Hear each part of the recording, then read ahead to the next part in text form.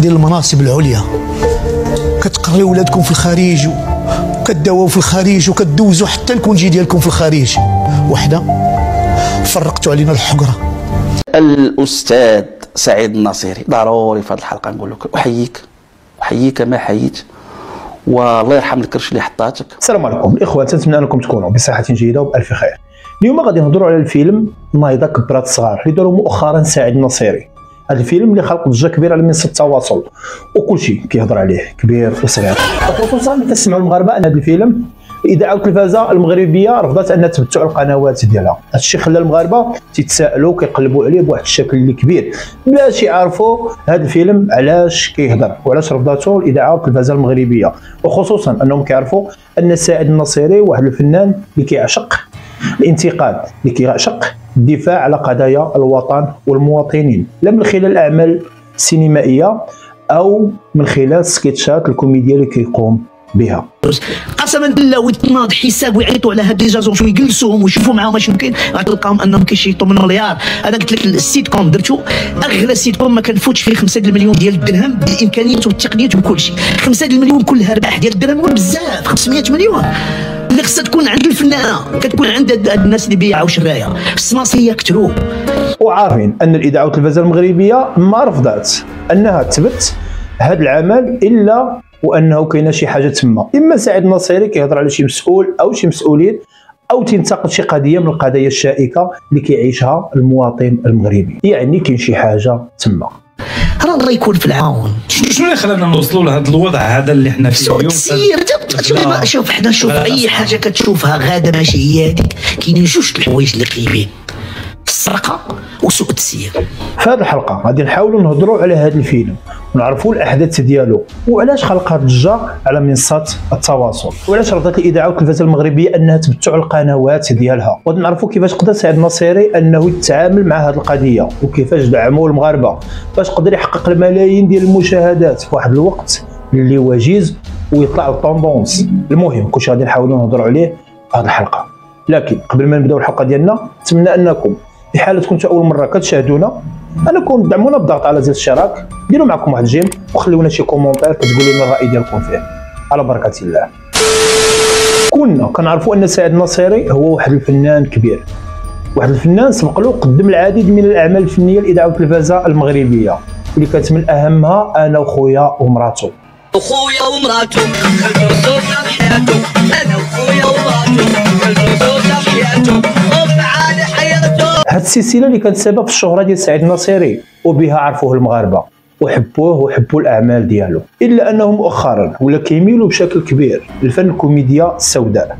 هذا النوع من الفن اللي كيكرهوه معظم الانظمه وخصوصا الانظمه ديال دول العالم الثالث، لانهم ببساطه كيعري على القضايا الشائكه اللي كيعيشها المواطنين، يعني كيفضحهم وتيفضح كذلك الفساد والمفسدين. وباش نوضح لكم الصوره اكثر وتفهموا اش واقع، سعيد النصيري سبق له ودار واحد السكيتش على القناه الثانيه. كليك العصا مشيت كنجري ما عرفتش بانت لي واحد الاداره قصتها، بغيت نطلع لديك الاداره وانا نلقى واحد الحمار واقف قدام الباب مع واحد حمار وانا كلب ما تفاهمناش.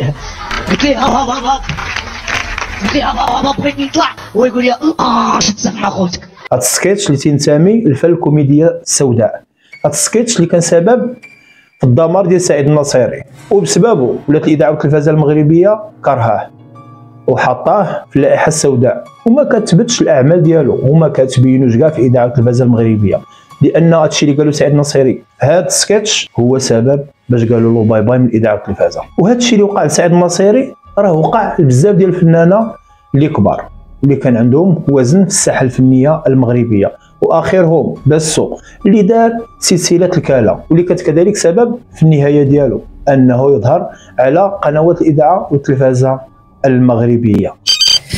سعاده الرئيس ومبروك عليك الاستحقاقات سيدي، ومبروك لبنتك المحاماه الله يكمل عليها، ومبروك لولدك قالوا لي تا هو ربح المارشي ديال الزفت.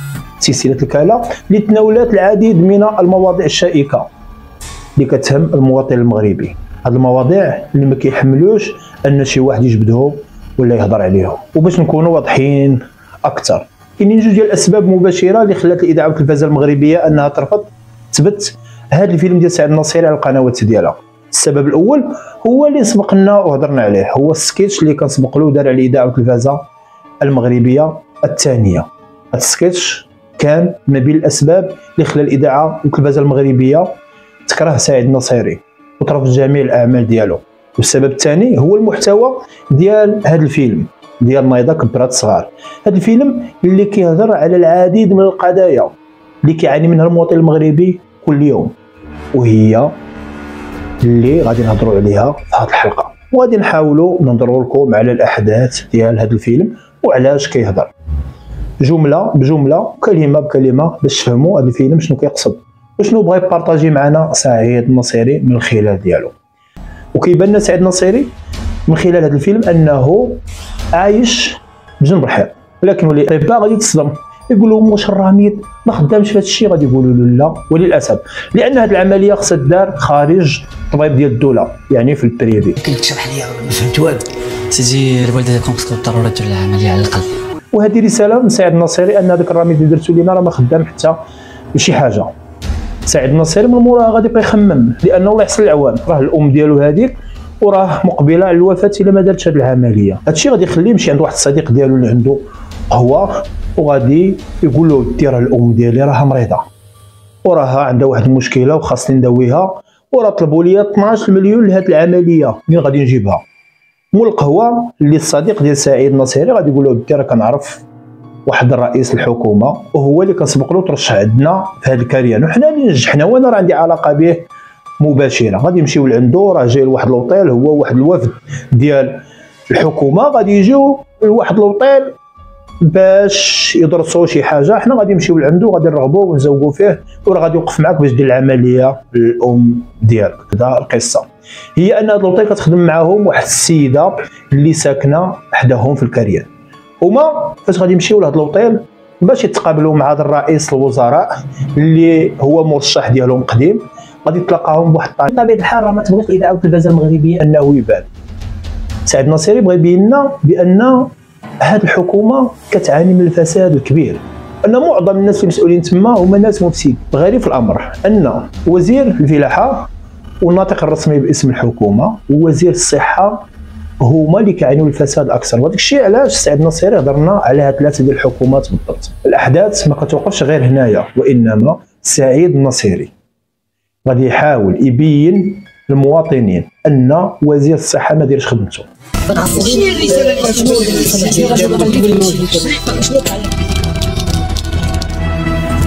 وانه فاش بغى يدير خدمته فراه اتصل بالطبيب وجات الهليكوبتر نزلات في هذيك الكريان وهزت له مدته يداويها. هنا تيبين سعيد النصيري بان وزير الصحه عنده الامكانيات باش يوفر الهليكوبتر للمواطنين باش يداويهم الا بغى يخدم. وبين كذلك سعيد النصيري ان هذه الحكومه اللي بغات تخدم فراه المواطن غادي يعيش في رفاه وسخاء وخير كثير، لكن الحكومه ما باغاش تخدم مع المواطن باش تصلح له الاوضاع ديالو. هذا الشيء اللي بغى يفهمنا سعيد النصيري من خلال هذا العمل. ولكن اللقطه الاخيره هي فاش غادي تضرب سعيد النصيري بواحد القرطاسه في القلب ديالو غادي توفى الاثر ديالها بعد ما سنا واحد العقد مع رئيس الحكومه كيبين من خلاله ان الدوله دوله مؤسسات وفيها الحق والقانون، ولكن لا دافعتوا عليه، والدفاع ضروري خاصو التضحيه وضروري خص شي واحد يضحي باش تصلح الامور. هذه الرساله اللي بغى يصيفط لنا سعيد النصيري، وهذه هي الرساله اللي ما حملتهاش الاذاعه والتلفازه المغربيه. ما حملاتش سعيد النصيري كانت كيف التصرف ديالو، دار واحد الحمله اعلانيه على القناه ديالو على اليوتيوب ولا الحساب ديالو الخاص في التيك توك ولا الحساب ديالو في انستغرام، يعني دار واحد الاشهار لهذا المحتوى وفهم المغاربه وتواصل معهم على ان الاذاعه والتلفازه المغربيه. إخواني المغاربة، أخواتاتي المغربيات في كل بقاع العالم، مرحبا بكم. كيف ما وعدتكم فيلم نايضة الآن على قناة يوتيوب سعيد النصيري، غادي تفرجوا فيه نتوما والعائلة ديالكم وانتوما مرتاحين. راها رفضات أنها تبث هذا الفيلم على القنوات ديالها بداعي أنه فيلم ماشي تما كاين. المغاربة فهموا الرسالة وفهموا سعيد النصيري شنو بغا ودخلوا تعاونوا معاه. حتى الآن وصل عدد المشاهدات في القناه ديالو على هذا الفيلم بوحديته لحوالي 10 مليون، وهذا الشيء في ظرف ديال 4 ايام ولا 5.